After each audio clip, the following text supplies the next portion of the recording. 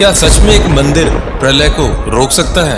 क्या बर्फ के नीचे 400 साल दबा रहने के बाद भी कोई धाम वैसा का वैसा खड़ा रह सकता है? क्या 6 महीने तक बंद पड़े मंदिर के भीतर एक दीपक बिना बुझे जल सकता है? और क्या यह सिर्फ संयोग है कि जब पूरी केदार घाटी तबाह हो गई तब भी केदारनाथ मंदिर अड़िग खड़ा रहा? अगर आप इन सवालों का जवाब नहीं मानते हैं तो शायद आप भी मानते हैं कि वहां सिर्फ पत्थर का मंदिर नहीं, स्वयं महादेव का निवास है। हिमालय की गोद में बसा केदारनाथ धाम सिर्फ एक तीर्थ नहीं बल्कि रहस्यों, चमत्कारों, आस्था और दिव्य ऊर्जा का जीवित प्रमाण है। यहाँ हर पत्थर एक कहानी कहता है, हर हवा में शिव का स्पर्श महसूस होता है और हर घंटी की आवाज मानो सीधे कैलाश तक पहुंचती है।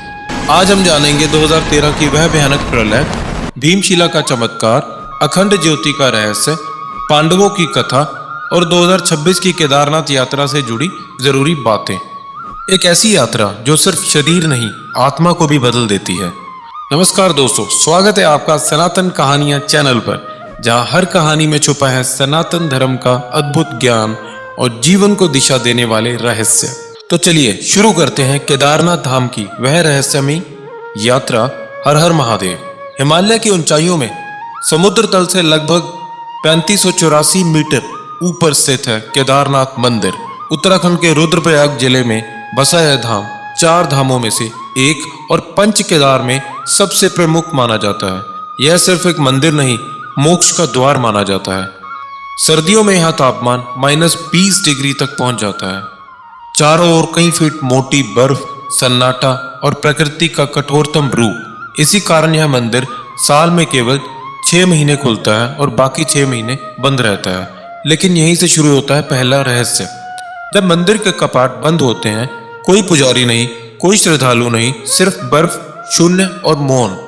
फिर भी जब 6 महीने बाद कपाट खुलते हैं तो गर्भगृह में एक दीपक जलता हुआ मिलता है। हाँ, वही अखंड ज्योति जो बिना रुके, बिना बुझे लगातार जलती रहती है। आखिर कैसे? घी खत्म क्यों नहीं होता?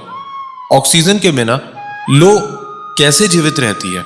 विज्ञान के पास इसका स्पष्ट उत्तर नहीं, लेकिन आस्था कहती है जब मनुष्य पूजा नहीं कर पाते तब देव, यक्ष और गंधर्व स्वयं आकर महादेव की आराधना करते हैं। और शायद यही कारण है कि यह दीपक आज भी श्रद्धा का सबसे बड़ा प्रमाण माना जाता है। लेकिन पूरी दुनिया ने केदारनाथ की दिव्यता अपनी आंखों से देखी। 2013 की उस भयानक आपदा में, वह रात जब आसमान जैसे फट पड़ा था, बारिश रुकने का नाम नहीं ले रही थी, बिजलियां कड़क रही थी, पहाड़ टूट रहे थे, मंदाकिनी और सरस्वती नदियां अपने विकराल रूप में सब कुछ बहाती चली जा रही थी। चारों ओर सिर्फ चीखें थी, मौत थी और प्रलय था। ऐसा लग रहा था मानो स्वयं प्रकृति ने तांडव शुरू कर दिया हो। कुछ ही घंटों में पूरा उत्तराखंड बदल गया। घर, दुकानें, पुल, सड़कें, सब कुछ बहता चला गया। 15,000 से अधिक संरचनाएं पूरी तरह नष्ट हो गई।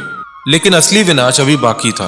केदारनाथ मंदिर के पीछे स्थित चोराबाड़ी झील, जिसे गांधी सरोवर भी कहा जाता है, उसका ग्लेशियर टूट चुका था। लाखों टन पानी मौत बनकर सीधे मंदिर की ओर बढ़ रहा था। ऐसा लग रहा था अब केदारनाथ का बचना असंभव है। लेकिन तभी कुछ ऐसा हुआ जिसने आज तक विज्ञान को भी सोचने पर मजबूर कर दिया। अचानक मंदिर के ठीक पीछे एक विशाल चट्टान आकर रुक गई, करीब 20 फीट ऊंची, लगभग 30 टन भारी। उसने बाढ़ के पूरे प्रवाह को मोड़ दिया। पानी मंदिर के दोनों ओर से निकल गया, लेकिन मंदिर अड़िग खड़ा रहा, ना टूटा, ना झुका, ना डूबा। पूरा क्षेत्र तबाह हो गया, लेकिन केदारनाथ बच गया। स्थानीय लोगों ने उस चट्टान को नाम दिया भीमशिला। मान्यता है कि इसका संबंध महाभारत के भीम से है। आज भी वह भीमशिला मंदिर के पीछे मौजूद है। हर श्रद्धालु उसे प्रणाम करता है और मन ही मन सोचता है, क्या उस दिन स्वयं महादेव ने अपने धाम की रक्षा की थी? लेकिन सबसे बड़ा सवाल है, इतनी भयानक आपदा में जब आधुनिक इमारतें बह गई तो हजारों साल पुराना यह मंदिर कैसे बच गया? बिना सीमेंट, बिना लोहे, बिना मशीनों के इतनी ऊंचाई पर इतना भव्य निर्माण कैसे संभव हुआ? केदारनाथ मंदिर विशाल भूरे पत्थरों से बना है, जिन्हें केदार ग्राइस कहा जाता है। हर पत्थर 6 से 8 टन तक भारी है और हैरानी की बात, यह पत्थर यहीं के नहीं है।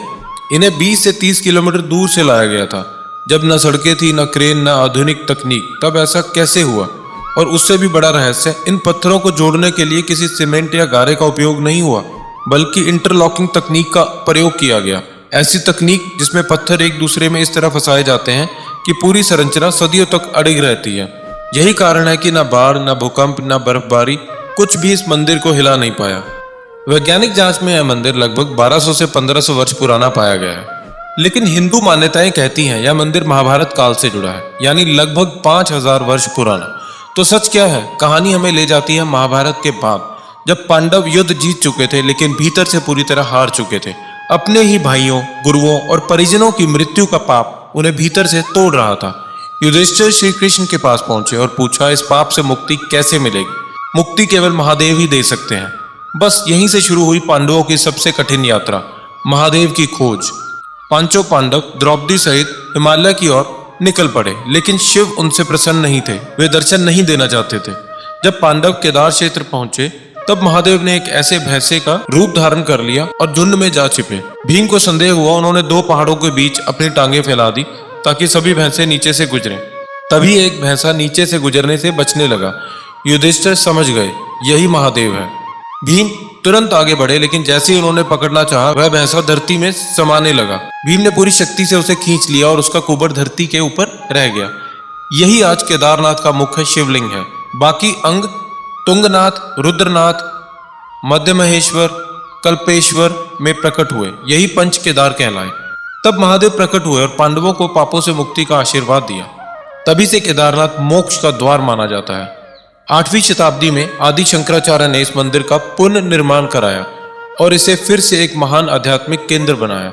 लेकिन केदारनाथ की असली पहचान सिर्फ इसकी कथा में नहीं, उसकी यात्रा में छुपी है। क्योंकि केदारनाथ तक पहुंचना सिर्फ शरीर की नहीं, आत्मा की भी परीक्षा है। सबसे नजदीकी रेलवे स्टेशन ऋषिकेश है। वहां से सोनप्रयाग तक करीब 10 घंटे का सफर, फिर सरकारी जीप से गौरीकुंड, और यहीं से शुरू होती है 16 किलोमीटर की कठिन पैदल यात्रा। ऊंचाई, ठंड, ऑक्सीजन की कमी, लगातार चढ़ाई, हर कदम एक परीक्षा। लेकिन जैसे ही कोई श्रद्धालु मंदिर के प्रांगण में पहुंचता है, उसकी सारी थकान जैसे समाप्त हो जाती है, क्योंकि वहां सिर्फ एक चीज महसूस होती है, महादेव की उपस्थिति। 2026 की केदारनाथ यात्रा भी अब शुरू हो चुकी है। अक्षय तृतीया के शुभ अवसर पर बाबा केदारनाथ के कपाट भक्तों के लिए खोल दिए गए हैं। देश विदेश से लाखों श्रद्धालु इस वर्ष भी बाबा के दर्शन के लिए पहुंच रहे हैं। यदि आप 2026 में केदारनाथ यात्रा की योजना बना रहे हैं तो पहले से रजिस्ट्रेशन, हेल्थ चेकअप, मौसम की जानकारी और यात्रा की तैयारी बहुत जरूरी है। क्योंकि यह सिर्फ यात्रा नहीं, एक तपस्या है, एक बुलावा है। और याद रखिए, केदारनाथ बुलाता नहीं, जिसे बुलावा आता है वही वहां पहुंचता है। अगर आपको लगता है कि यह सिर्फ कहानी नहीं बल्कि एक दिव्य सत्य है तो कमेंट में हर हर महादेव जरूर लिखें। वीडियो को लाइक करें, अपने परिवार और दोस्तों के साथ शेयर करें और ऐसी ही रहस्यमयी, आध्यात्मिक और अद्भुत सच जानने के लिए चैनल को सब्सक्राइब करना ना भूलें, क्योंकि अगली कहानी शायद आपकी आस्था को और गहरा भी कर दे। हर हर महादेव।